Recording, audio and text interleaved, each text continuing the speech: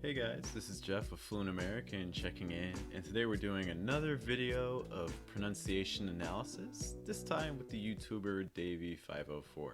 Now Davie is an Italian speaker, but that being said, even if you're not an Italian speaker, I think you can still find a lot of tips here for your own speaking and pronunciation and accent if that's something you're trying to improve. Now, there are certainly many things I think Davie does extremely well in American English. There's also a couple things that I would just take a look at if your goal is to sound like a native speaker from North America. Starting with this. Personality, and I think it's normal, right? Final L sounds. What you're typically going to see in American English pronunciation is that if a word is ending on an L sound, it's often going to take more of a dark L. So for instance, in a word like normal, what you're typically going to do is you're going to lower the front of your tongue and raise the back of your tongue. So again, it's going to sound like normal. Instead of normal, more normal. Oh. Compare that again to how he says it. And I think it's normal, right? You can also see this too when an L comes after a long vowel. For instance, like the long I. Take a look at this. Just joking. But in real life, I'm a very shy person. Real. Notice it breaks into two parts. Eel. Again, with that dark L type sound at the end. What you don't want it to sound like is real. It's real. Again, lowering the front of your tongue, more enclosing your mouth. Real. Compare that again to the original. Just joking. But in real life, I'm a very shy person. Another sound that is certainly not just for Italian speakers, but Romance language speakers, Arabic speakers, Russian speakers, Mandarin speakers, lots of language groups, is the short I sound, or I.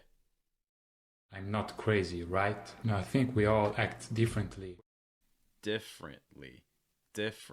So again, instead of differently, it's more differently. What you're doing for the short I sound, if you've seen our other videos, I feel like I say this all the time. Make sure that the sides of your tongue are touching your top teeth. Lower the very back of your tongue. Raise like that middle back of your tongue. And again, it sounds like differently. Similar to that, listen for the short I sound here. Because I never did a personal video like this one. So This. So instead of saying these, it's more this, making sure that again you have that short I. This. Because I never did a personal video like this one. So another sound that can be tricky at the ends of words is the R sound. Don't forget, subscribe to the channel. Whether we are with a stranger, with your family, or by yourself. Stranger. That R sound at the end could have been a little bit stronger. Naturally, in American English, it's going to be just a stronger sound than what you're going to find in British English, especially when you have R's before consonants or, again, R's at the ends of words. What you're doing for that R is you're raising the back of your tongue and also curling up the front of your tongue too. Okay, so your tongue almost makes like this U shape, like r. But again, I would say this, stranger. Whether we are with a stranger, with your family, or by yourself. Take a look at the R sound here as well. Obviously, what I do in my video is an act. Just play a character. Character.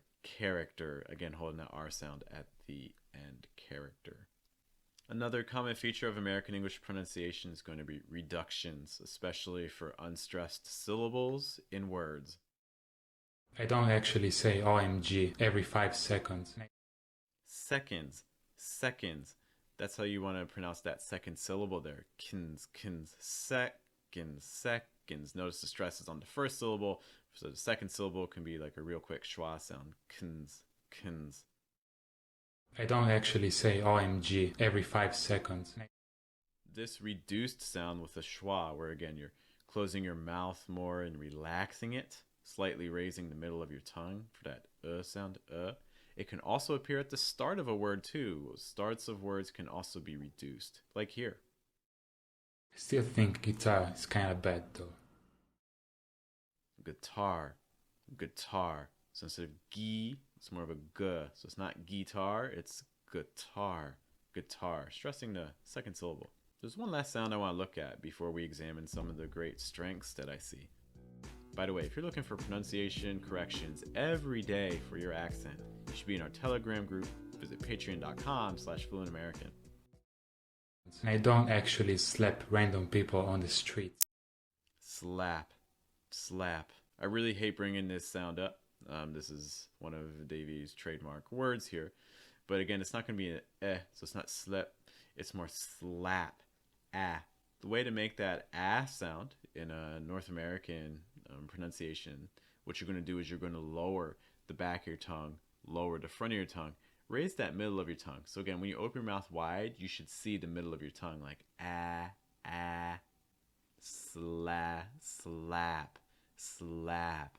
If you're getting more of a sl, what you need to do is you need to lower the back of your tongue more. What's happening is you're blocking a lot of air towards the back of your throat. So to stop that, lower the back of your tongue, but do raise the middle of your tongue. And again, it's ah, so it's not it's more ah, ah, like in slap, slap.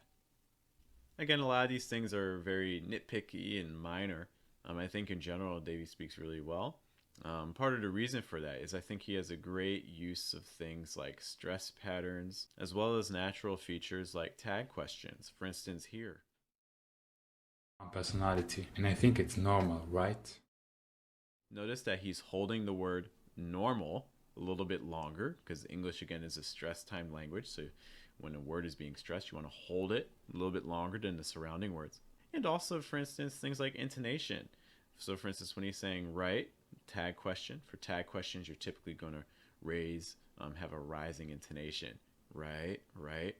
Here's another quick example too of what he's doing with intonation and also repetition of stresses. For instance, in a list, when you're saying something, something, and something. So what you're typically going to do is you're going to repeat the pattern for the intonation that you're using.